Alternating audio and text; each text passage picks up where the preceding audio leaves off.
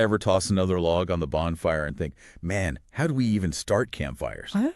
That's kind of what we're doing today, but with YouTube. Yeah, the one you're probably using to, well, listen to us right now. Exactly. So to really get this, we got to rewind. Early 2000s, some of us are still dealing with dial-up. Ugh, the dark ages. And those grainy videos took like an hour to load. Sharing a video back then was, well, good luck. YouTube's founders, they knew there had to be a better way. It's funny, right? Necessity, the mother of invention. They didn't just magically dream up YouTube. In fact, their first idea, a video dating site.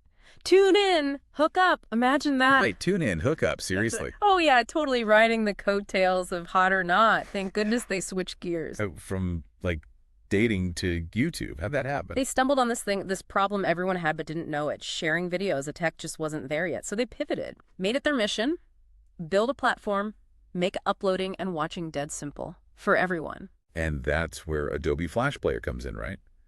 Feels like ancient history now. Crucial, though. Totally revolutionary. Flash Player, it let videos stream without needing like 1 million downloads or special software. Seamless. And back then, seamless was huge E. Right. Every website needed its own plugin, its own player.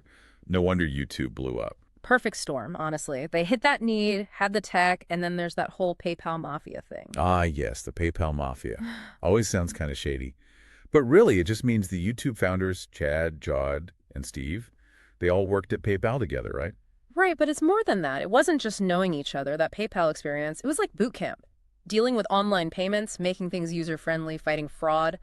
All that fed directly into building YouTube. So it was like what? PayPal was accidental training for building a massive tech company? Exactly. And that, mixed with some serious cash from Sequoia Capital, meant YouTube could grow crazy fast. But timing is everything. 2005. Big year to launch. What was it about that moment? Context. Broadband internet's getting common. Smartphones are hinting at this video-first future. YouTube. They were set to ride that wave. Way ahead of the curve. But they didn't just stop, did they? YouTube became more than just a place to upload. It was a community. And that community, that's the key. These weren't just random videos. They were tied to people. Take Smosh, for example. Two friends messing around. Their humor just clicked. Smosh? Geriatric 1927.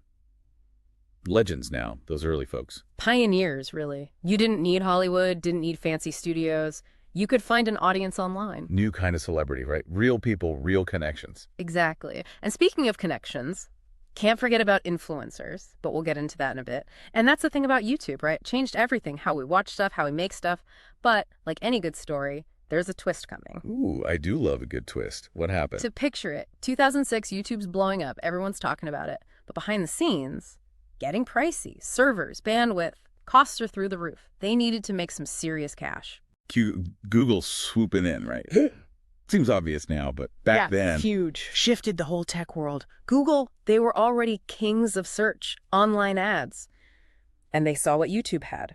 All those users, all that content. $1.65 billion in stock? Gone.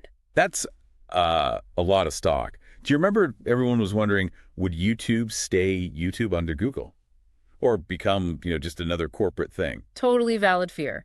Would Google try to take control? Or let it do its thing? To their credit, they seemed to get it. They'd bought something special. Not just tech, but a whole cultural moment. Gave them a long leash, at least at first. Makes sense. Why mess with a good thing? But it wasn't all smooth sailing, was it? Copyright. That became a huge headache for YouTube. Headache might be putting it lightly. This was uncharted territory. Remember Napster?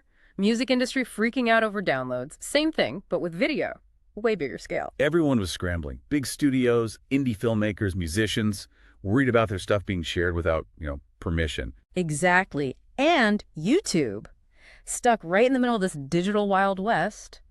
They want to help creators, but also gotta follow the law. Sounds like a no-win situation. How do you even start to fix that? It took time, lots of debate, but their solution was pretty clever, honestly. Content ID. Okay, hold up. Explain that like I'm 5. Content ID, how's it work? Okay, so let's say you're a musician. Made this awesome song, you upload it to YouTube to share it. Content ID, it's always watching, always scanning new uploads. Compares them to a huge database of copyrighted stuff. Someone tries to upload your song without asking, boom, flagged. So like a digital fingerprint for anything copyrighted. Nailed it. And here's the cool part. It doesn't just yank the video down. Copyright holder, they get choices. Block it completely. Sure. Track how many views it's getting. Yep. Even run ads on it, make some money off it. Totally an option. So, crazy thought. It actually gave copyright holders a way to, like, benefit from their stuff being on YouTube. Exactly. Not saying it's perfect, still evolving, but Content ID was huge. It was a step toward making things work for both sides, creators and copyright holders, in this whole digital world. YouTube having to adapt, innovate just to survive. Yeah. But copyright wasn't the only fight. There was competition breathing down their necks, too. Oh, for sure. YouTube might have been first to the party, but everyone loves a party. New sites popping up left and right, Daily Motion, Vimeo. Even Facebook was dipping their toes into video. Snooze, you lose, right? Yeah. So what did YouTube do to stay on top? Innovate. They had to. They introduced live streaming, and that changed how we experience things happening right now online. Then 360-degree videos for a more immersive experience, always pushing the limits of what online video could be. And then, bam, everyone's got smartphones. Yeah. Watching videos on the go, that had to be another big shift. Game changer. YouTube had to adapt fast, make sure the platform was as good on a tiny screen as on a big computer. Sounds obvious now, but back then, massive undertaking.